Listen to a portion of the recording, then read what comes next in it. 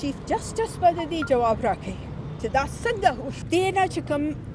دغه جوړول کیږي چې کوم مونږ ګورو چې وایي چې دا ذاتي دشمني وه نو زه دا خبره هم نن کوم دلته کې د طالبان یې راوستي دي او دلته بیا دا خاوره خرابوي او زمونږ بچي به خشاک په شانتې استعمالیږي لطیف لالا چې کوم په بار کې چې کوم اوس شبینه مو وایي چې دومره د سکیورټي ټایټ سکیورټي هلته کس تللی دی او لطیف لالا یې وجلی دی نو دا خو زه سټرانګ ټکو باندې غندنه کوم خو تش په غندنو دا خبره اوس نه کېږي خبره داسې ده چې د دې به تپوس کېږي چې دا څوک و د دې شاته څوک دې نه چې کوم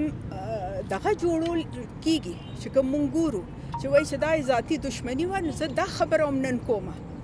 لطیف لالا هېڅوک دشمن نه لطیف لالا د امن سړی لطیف لالا د پوهې سړی هغه غوښتل چې پښتنو په خاورې باندې امن راشي د لر او بر پښتون په خاورې باندې امن راشي هغه غوښتل چې زموږ بچي ښه روزه وګوري مونږ فخر کوو چې مونږ د لطیف لالا د سوچ او د فکر خلک یو مونږ ته نه زده کړه کړې ده مونږ به د هغې لارې باندې ځو مونږ د باچا خان په لارې باندې روان یو نو دا خو زمونږ ډېر هغه دی چې لطیف لالا سره هم وخت تیر کړی دی هغې نه هم زده کړه کړې ده هغه زمونږ استاد خو دا چې څه وشو دا مونږ ګورو چې لطیف لالا کومه خبره کوله نو په ډېرو زورورو باندې ښه نه لګېدله دا اول ځل نه دی چې لطیف لالا باندې داسې ټارګټ شوی دی او هغه پوره پلانینګ سره دا هلک رالیږلی دی نو دا خبره بالکل ټیک دی چې دا تربور سرکاري دی مونږ سرکار نه تپوس کوو چې لطیف لالا تاسو ځکه چې هغه د امن خبره کوله دا دی نه غواړي چې پښتونخوا کې د امن راشي دلته کې د طالبان یې راوستي دي او دلته بیا دا خاوره خرابوي او زموږ بچي به خشاک په شانتې استعمالیږي افغانستان کې هم دا لبه روانه ده نو زما په خیال د لطیف لالا به تپوس د مرګ دا تپوس به مونږ کوو او دا د سرکار نه تپوس کوو دا د اسټابلیشمنټ نه تپوس کوو چې دا څنګه کېدی شي او د چیف جسټس نه دا مونږ تپوس کوو د پېښور چیف جسټس د مونږ ته ووایي چې دا څنګه بار کې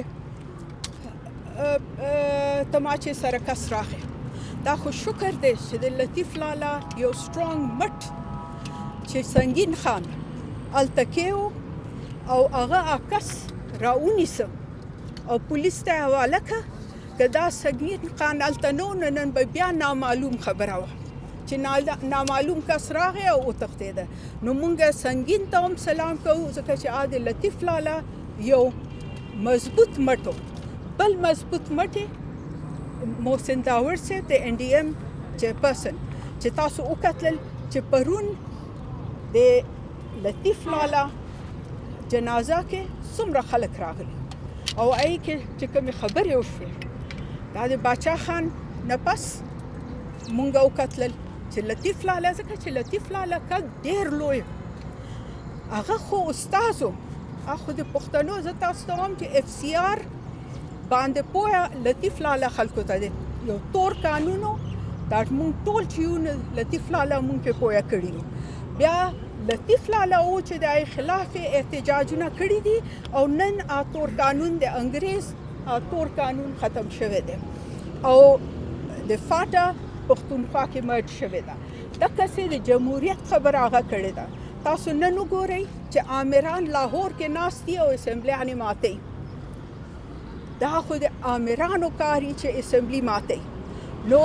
لطیف لالا مونږ ته د جمهوریت خبره کړې ده هغه د امن خبره کړې ده هغه د خوشحالۍ خبره کړې ده او د هغه چې کوم فکر دی هغه به مونږ مخکې بوځو ګورئ دا خو یو شرمناک خبره شوې ده چې یو ځوان وکیل تللی دی دننه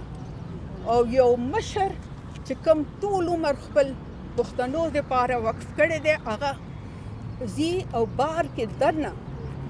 چې کوم یو محفوظ ځای دی هلته ډزې کوي دا خو په چیف جسټس به د دې جواب راکوي چې دا څنګه وشو دا ولې وشو او هغه به یو کمیشن کې نه په دې باندې الله به دې خبره تفصیل راځي. مونږ به تر رایې پورې احتجاج کوو.